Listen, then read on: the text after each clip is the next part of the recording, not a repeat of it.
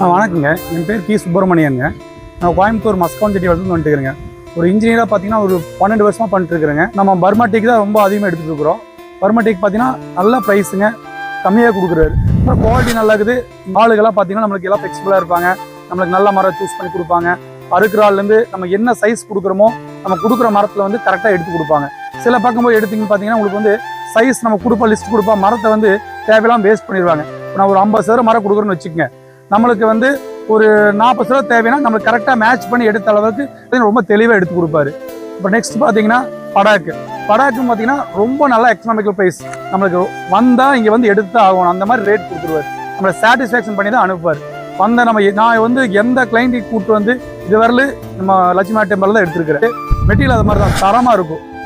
கண்டிப்பாக லட்சுமி டெம்பரில் வந்து மரம் எடுத்தீங்கன்னா பெஸ்ட் குவாலிட்டி, பெஸ்ட் ப்ரைஸ்.